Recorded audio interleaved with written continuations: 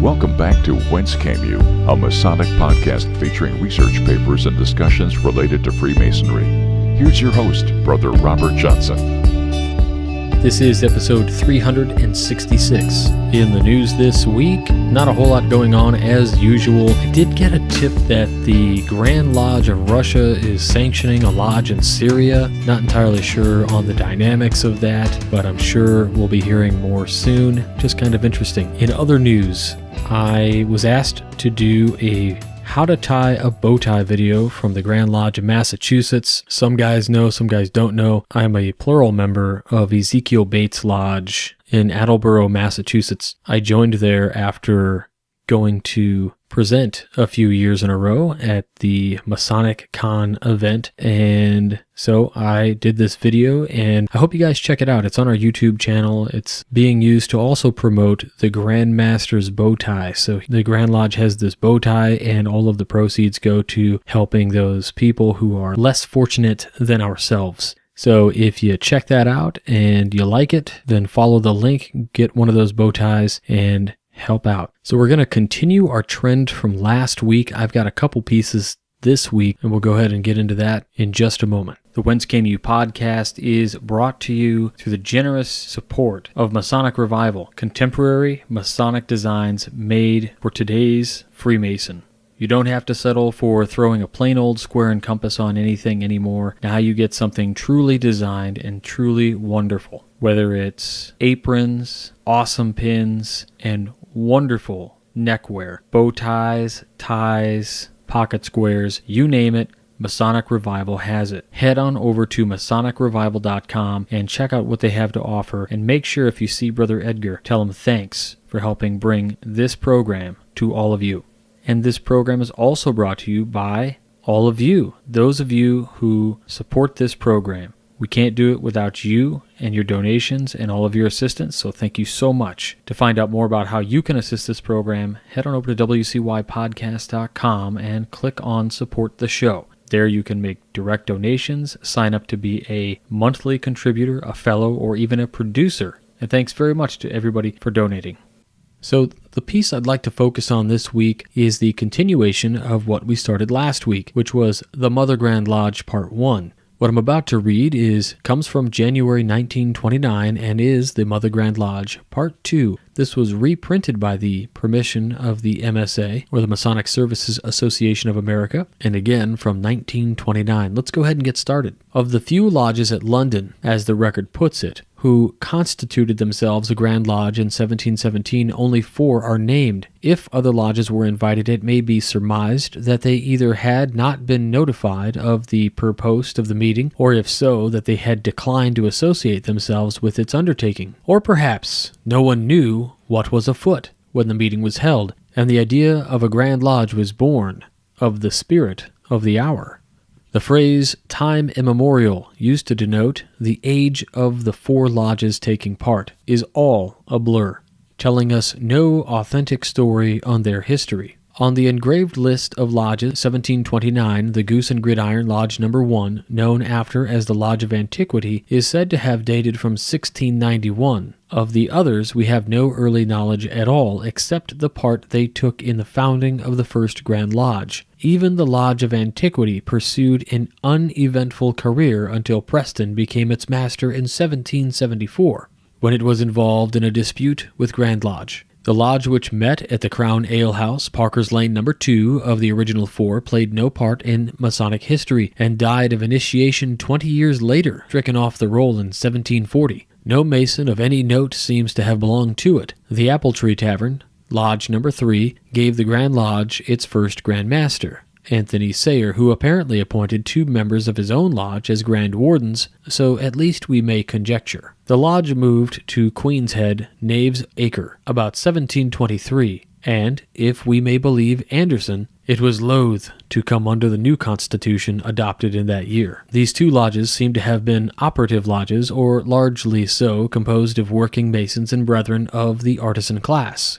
Clearly then, the new Grand Lodge was made up of predominantly operative Masons and not, as has so often been implied, the design of men who simply made use of the remnants of operative Masonry, the better to exploit some hidden cult. Still, it may be argued that even if operative Masons were in the majority, the real leadership of the movement came from the accepted Masons. And that is quite true. But anyone who knows that the ingrained conservatism of Masons of every sort will be slow to admit that any designing group could have imposed anything not inherently Masonic upon such an assembly. The premier lodge of the period, which seems to have initiated and led the formation and policy of the new Grand Lodge, was number 4, meeting at the Rumour and Grape Tavern in Channel Row, Westminster. It was almost entirely a speculative lodge made up of accepted Masons, and almost all the leading men of the craft in that formative tune were members of it. The other lodges had perhaps 20 members each, while number 4 had a roll of 70, among them men of high social rank, including members of nobility. Had it not been for such a lodge, the only one of its kind and quality in London, the chances are many that no Grand Lodge would have been formed, and the story of our craft, if it had had a story at all, would have been very different. Besides Dr. Anderson, to whom Gould says we may safely attribute the authorship of the Constitution as well as much else, some of it rather fantastic, and Dr. Desaguliers, to whom tradition ascribes the refashioning of much of the ritual. The second and third Grand Masters were men of that lodge. It also furnished a Grand Secretary, William Cowper. The lodge continued to hold first place in numbers, social rank, and influence until 1735, when a decline set in, both in attendance and contributions, and in 1747 it was decreed that the lodge, quote-unquote, be erased from the Book of Lodges, end quote. 4 years later, the lodge was restored, but it never regained its former power, and 20 years later appeared to be once more on the edge of extinction, from which it was rescued by being merged with the Somerset House Lodge, founded by Dunkerley. The Goose and Gridiron Lodge No. 1 is the only one of the original 4 lodges now in existence. After various changes of names, it is now the Lodge of Antiquity No. 2, having lost its proud position of the first on the list when the lodges were renumbered by the casting of lots at the time of the union of the 2 rival Grand Lodges in 1813. It seems to have been a mixed lodge, part operative and part speculative, and this fact no doubt made for continuity and stability in its long history and service. Not much is known of the first Grand Master, Anthony Sayer, whose life seems to have been uneventful, if not unimportant, save for the accident, if we may call it such, of his election to the high office. About the only record of him, save the story of his ill fortune in later life, is to be found in Anderson's versions of the organization of the Grand Lodge in the 1738 edition of the Constitutions. Nothing is known of his previous history, except that he is described as a gentleman, in the Old English meaning of the word, and that he was a member of the lodge meeting at the Apple Tree Tavern. He was a warden of his house, of his lodge in 1723. Apparently he had never been its master, or if so, there is no record of it. Sayer served as Grand Master for 1 year, and in June 1718 was followed by George Payne. He was made Grand Senior Warden in 1719. Later he fell upon evil days never, it would seem, having been a man of much influence or position in the world, and more than once was aided by the craft over which he was the first to preside. He became Tyler of Old King's Arms Lodge, No. 28, and it's reported in the records that he was assisted, quote-unquote, out of the box of this society. He was also aided by Grand Lodge, in spite of some kind of irregular conduct of which he was accused in 1730, the nature of which is not known, for which he was called to account by Grand Lodge. The finding amounted to a verdict of not guilty, but don't repeat the offense, and Sayer did not again approach Grand Lodge for aid until 1741, when he received help. After that, one finds no allusion to him in the records of Grand Lodge or anywhere else until his death the following year in 1742, which was announced in the London papers, both in the Champion and in the Evening Post. From these accounts we learn that his funeral was attended by a great number of gentlemen of that honourable society of the best quality, and that he was buried in St. Paul's Church, Covent Gardens, where his widow was buried a few months later in the same year. The vague impression of Sayer that is left us, almost too vague to be perceptible, is that of an amiable but rather ineffective man rescued from utter oblivion by the one brief honor of his life. Hardly more than a name.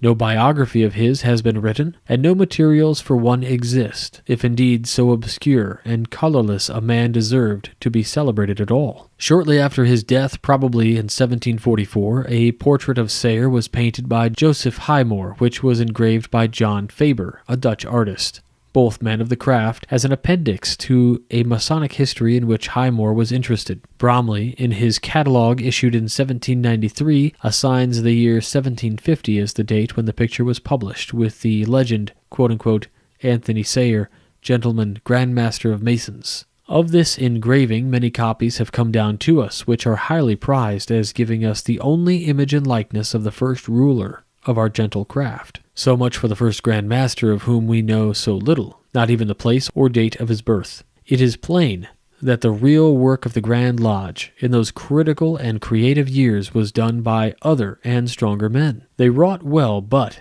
excepting Anderson, and less certainly Desaguliers, we know very little of what part each took in the work. Nor does it greatly matter, as it is the building and not the builders that is the goal of our labors. And it is an eloquent fact that Masonry, even in its modern form, which took shape in the first Grand Lodge, is a cooperative enterprise in which no names outtop their fellows. Let us be grateful that it is so, remembering the wisdom of Goethe, one of the greatest men in the annals of our craft, who, as he grew older, took comfort in the beautiful feeling that entered his mind that only mankind together is the true man, and that the individual can only be happy when he has the courage to feel himself in the whole and lose himself in it. All right, I hope you guys enjoyed that paper. We'll continue with the third and final bit of it next week. I hope you guys all tune in.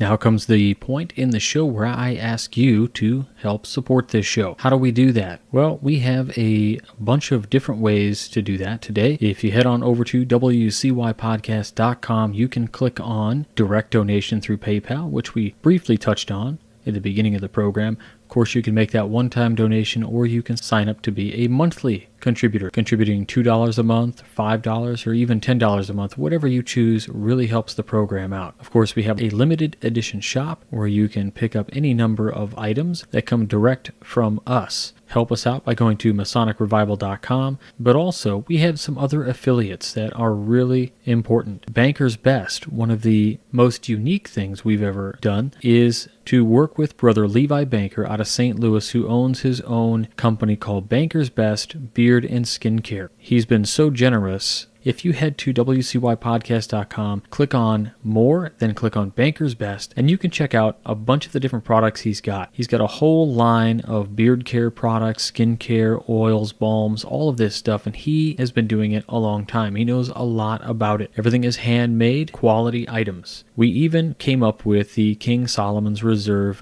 Beard Balm, which is a few years old now, but remains one of the great products that he still offers. Even the artwork on the bottle was done by a brother. The nice thing about this particular product is 50% of the proceeds come back to the program. If you're a history guy like me, then you'll be pleased to know that what makes the beard oil and balm very special is that it was made utilizing the fragrances specific to the exports of King Solomon's time and location, which is amazing. So black fig and honey is the formula. Luxurious scent, as Levi says, truly fit for our first Grand Master. If you use the promo code BBWCY357 at checkout, you'll also get a little bit of a percentage off. Please check that out. Banker's Best, or just head on over to buybankersbest.com. We also have a code with On It. You can go to our website, click on More, then go to On It, and you can click through any of the links here, or just go to onit.com and use the promo code WCY at checkout. You'll get 10% off, and they'll send a little bit back to the program to help us out. And of course, it's business time.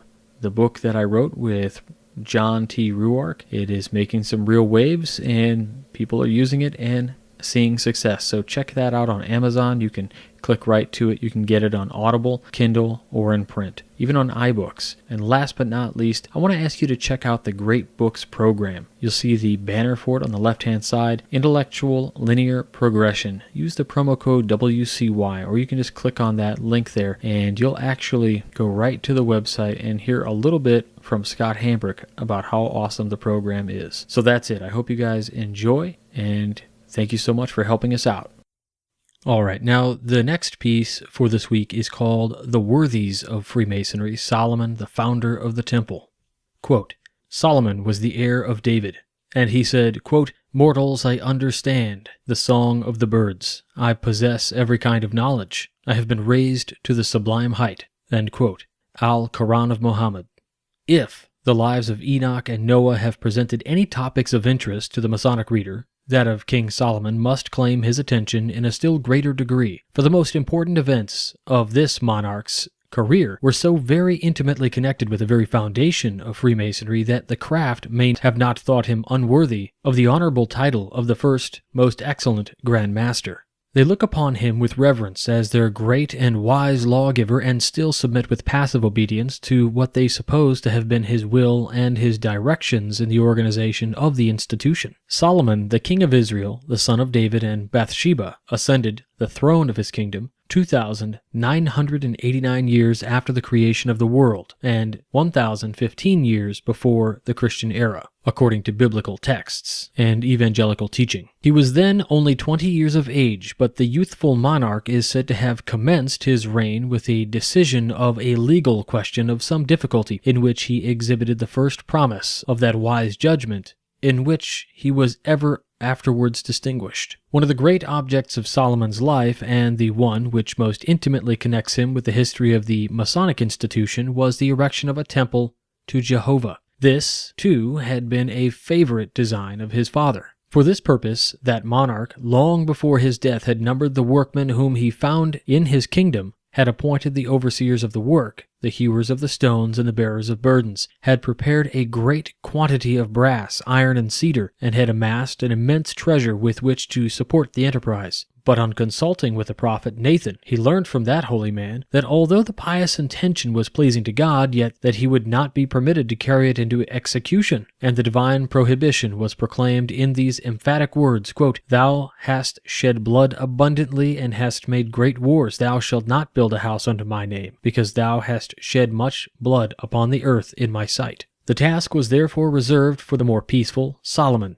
his son and successor. Hence, when David was about to die, he charged Solomon to build the temple to God as soon as he should have received the kingdom. He also gave him directions in relation to the construction of the edifice, and put it into his possession the money amounting to 10,000 talents of gold and 10 times that amount of silver, which he had collected and laid aside for defraying the expense. Solomon had scarcely ascended the throne of Israel when he prepared to carry into execution the pious designs of his predecessor. For this purpose, however, he found it necessary to seek the assistance of Hiram, king of Tyre, the ancient friend and ally of his father. The Tyrians and Sidonians, the subjects of Hiram, had long been distinguished for their great architectural skill, and, in fact, many of them as the members of the Mystic Operative Society, the fraternity of Dionysian artificers, had long monopolized the profession of building in Asia Minor. The Jews, on the contrary, were rather more eminent for their military valor than for their knowledge of the arts of peace, and hence King Solomon at once conceived the necessity of invoking the aid of these foreign architects if he expected to complete the edifice he was about to erect, either in a reasonable time or with the splendor and magnificence appropriate to the sacred object for which it was intended. For this purpose he addressed the following letter to King Hiram.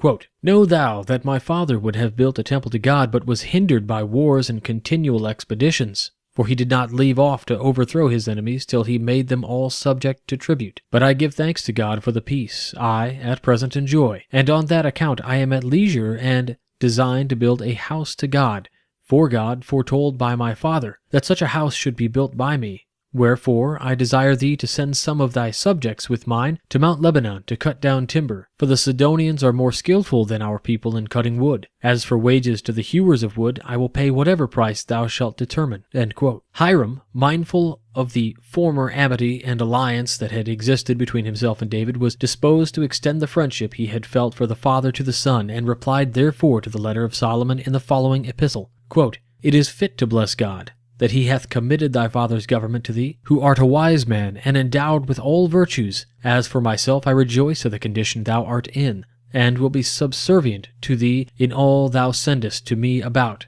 For when my subjects, I have cut down many and large trees of cedar and cypress wood, I will send them to sea, and will order my subjects to take floats of them, and to sail to what place soever of thy country thou shalt desire, and leave them there, after which thy subjects may carry them to Jerusalem. But do take care to procure us corn for this timber, which we stand in need of, because we inhabit in an island." End quote. Hiram lost no time in fulfilling the promise of assistance which he had thus given, and accordingly we are informed that Solomon received 33,600 workmen from Tyre, besides a sufficient quantity of timber and stone to construct the edifice which he was about to erect. Hiram sent him, also, a far more important gift than either men or materials, in the person of an able architect, a curious and cunning workman, whose skill and experience were to be exercised in superintending the labors of the craft, and in adorning and beautifying the building. Of this personage, whose name was also Hiram, and who plays so important a part in the history of Freemasonry, we shall have occasion in our next article to speak more particularly. King Solomon commenced the erection of the temple on Monday, the 2nd day of the Hebrew month of Ziph,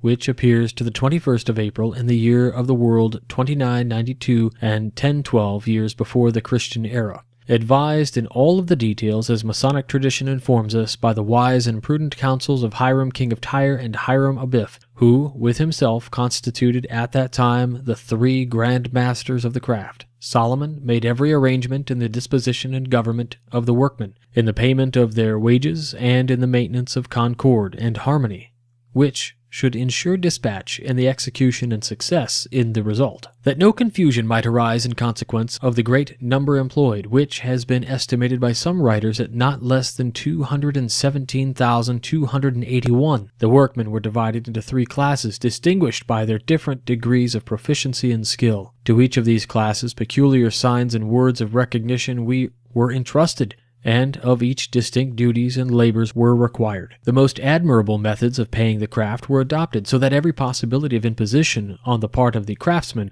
or of injustice on that of the rulers, was easily avoided. All the stones were hewn, squared, and numbered in the quarries of Tyre, and the timbers felled and prepared in the forests of Lebanon, whence they were carried by sea on floats, as King Hiram had promised, to Joppa, and thence by land to Jerusalem, where they were deposited and secured in the appropriate places by wooden mauls, so that as Scripture, as well as Masonic tradition informs us, quote, "There was neither hammer nor axe, nor any tool of iron heard in the house while it was in building." End quote. Another tradition seeks to impress upon our minds the favor with which the undertaking was viewed by the deity, by affirming that while the building was in progress it did not rain in the daytime, lest the workmen should be interrupted in their labors. To Hiram Abiff was entrusted the general superintendence of the building, while subordinate stations were assigned to other eminent artists and masons. Their names and offices have been handed down in the traditions of the order. Adoniram, who is said to have been the brother-in-law of Hiram Abiff, appears under the title of inspector to have held the next position in dignity to that illustrious personage. We are informed that he commanded the workmen at Jerusalem at their first organization before the arrival of Hiram Abiff, and that afterwards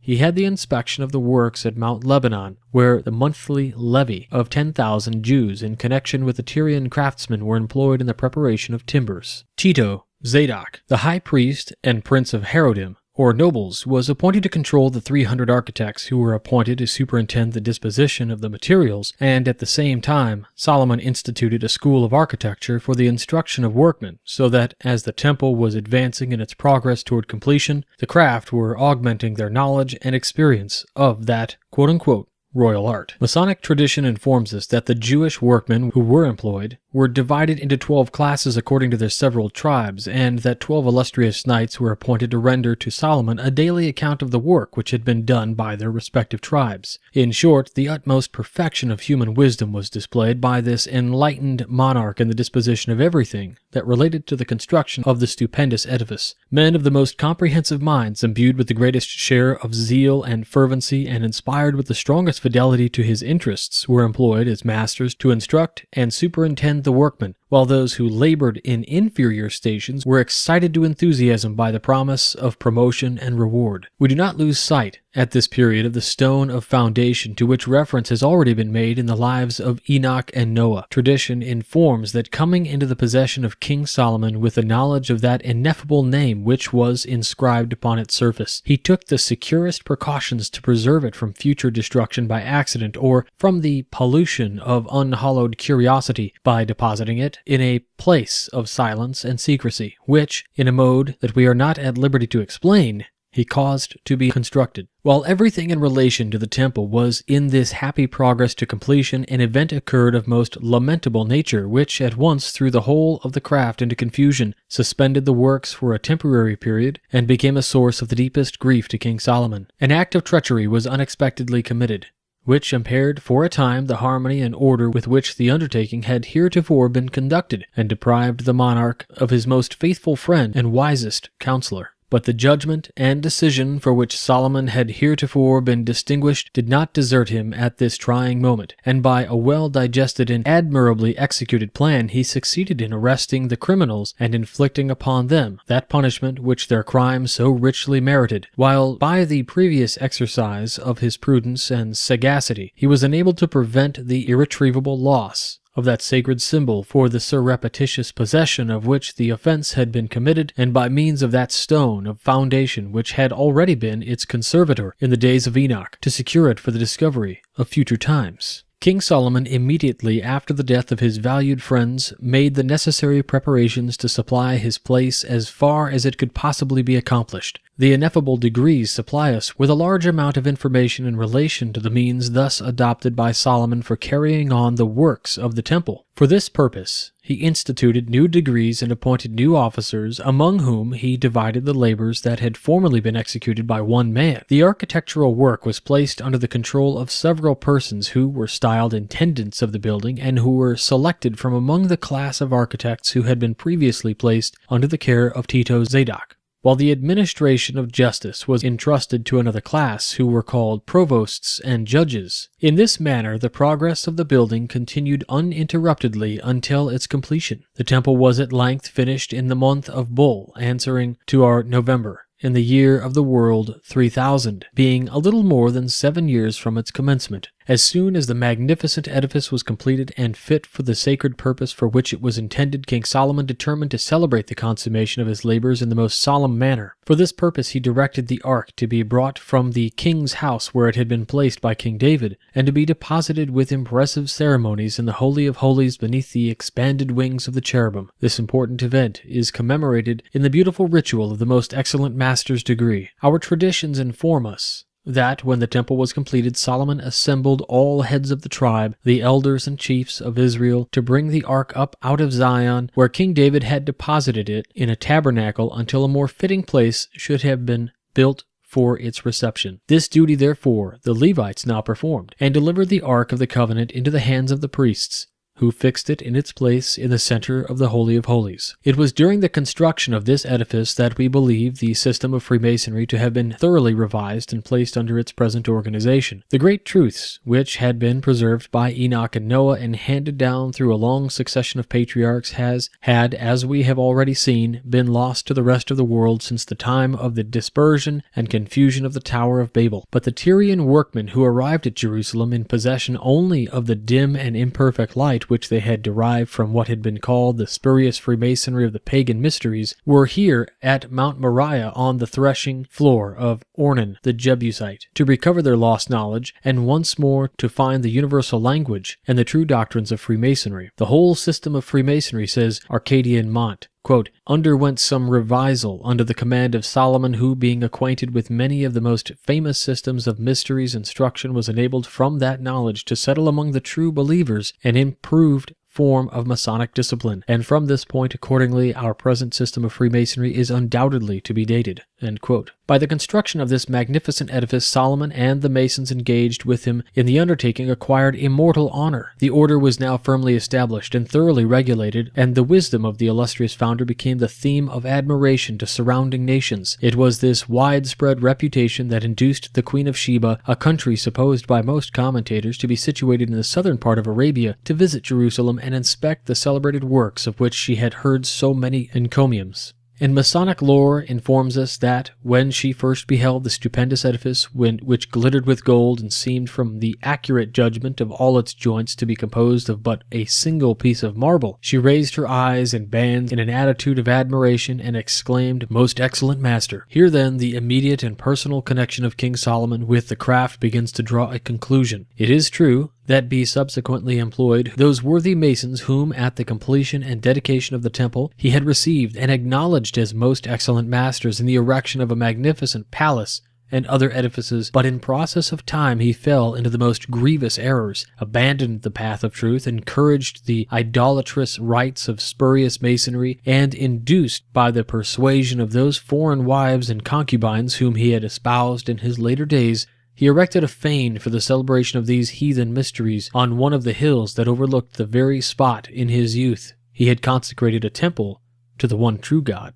It is, however, believed that before his death he deeply repented of this temporary aberration from virtue, and in the emphatic expression, quote, "Vanity of vanities, all is vanity," end quote, he is supposed to have acknowledged that in his own experience he had discovered that falsehood and sensuality, however they may give pleasure for a reason, will in the end produce a bitter fruit of remorse and sorrow. That King Solomon was the wisest monarch that swayed the scepter of Israel has been the unanimous opinion of posterity. So much was he beyond the age in which he flourished in the attainments of science that the Jewish and Arabic writers have attributed to him a thorough knowledge of the secrets of magic, by whose incantations they suppose him to have been capable of calling spirits and demons to his assistance, and the Talmudists and Mohammedan doctors record many fanciful legends of his exploits in controlling these ministers of darkness. As a naturalist, he is said to have written a work on animals of no ordinary character, which, however, perished, while his qualifications as a poet were demonstrated by more than 1,000 poems which he composed, of which his epithalamium on his marriage with an Egyptian princess and the book of Ecclesiastes alone remain. He has given us in his Proverbs an opportunity of forming a favorable opinion of his pretensions to the character of a deep and right-thinking philosopher, while the long peace and prosperous condition of his empire, for the greater portion of his reign, the increase of his kingdom in wealth and refinement, and the encouragement which he gave to architecture, the mechanic arts, and commerce, testify his profound abilities as a sovereign and statesman. After a reign of 40 years he died, and with him expired forever the glory and the power of the Hebrew Empire. But the Masons whom he had instructed and organized, dispersing into various countries in search of employment, carried with them the most grateful remembrance of his wisdom and his youthful virtues, and conveyed to the remotest lands the blessing of the noble institution that he had founded, in which, lost by the wickedness of his ancestors at the Tower of Babel, was by his piety again discovered on the threshing floor of Ornan the Jebusite. Extracted from the Masonic Review, 1856. Just a quick review of this paper.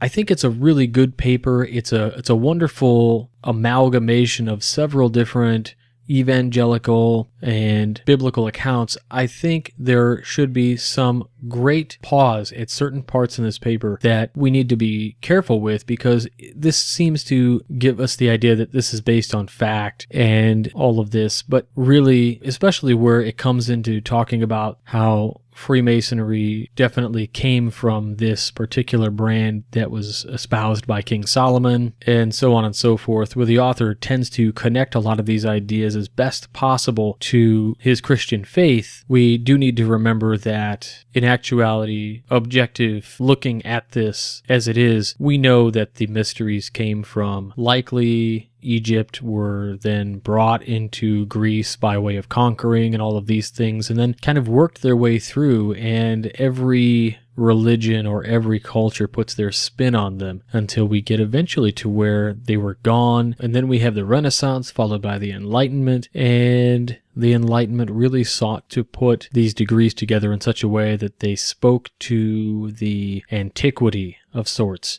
but not to be confusing allegory with factual pieces of information. And those people who wrote these degrees understood that, and many guys don't understand that after them or even today. But it's important to realize those things, that this is all allegory, it's a story, it's a tale as old as time, as they say, and really just is changed from one culture and religious system to the next. And when we dive down to the deep center of all of this, there is a single piece of knowledge that we can discern from, and it's the thing that keeps getting passed from organization to organization, from culture to culture, religion to religion, and it's the same. So it's just important to remember those things. But I hope you guys enjoyed the paper nonetheless. But that's it for this week. So again, I just want to thank everybody out there who goes ahead and helps us out with the forming of this program. Get yourself the brand new producer's pin, which will be available very soon. You can pre-order it right now on our website, wcypodcast.com. If you have questions, comments, concerns, shoot me an email, wcypodcast@gmail.com. I'm pretty much always working, so just know that if you do write and I take a while to respond,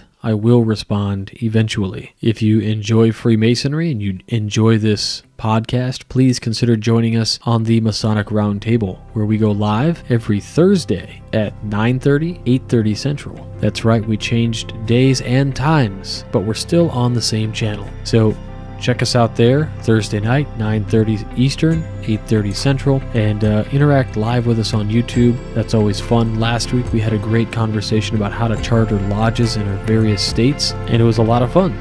So check it all out. I hope you enjoy. Please make sure you're checking out the Midnight Freemasons, where we publish 3 articles every single week, Mondays, Wednesdays, and Fridays. With that, I'll take up no more of your time, brothers and friends. We'll talk to you all next week. Until then, stay on the level. For Whence Came You, I'm Robert Johnson.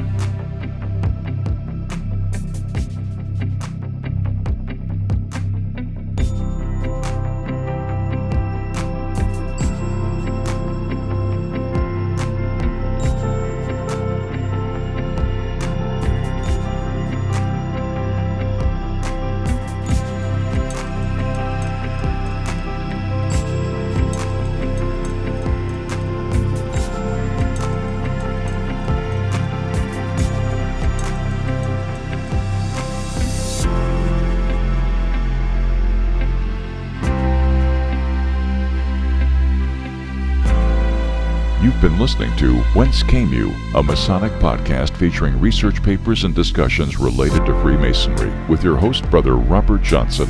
Be sure to join us for our next edition.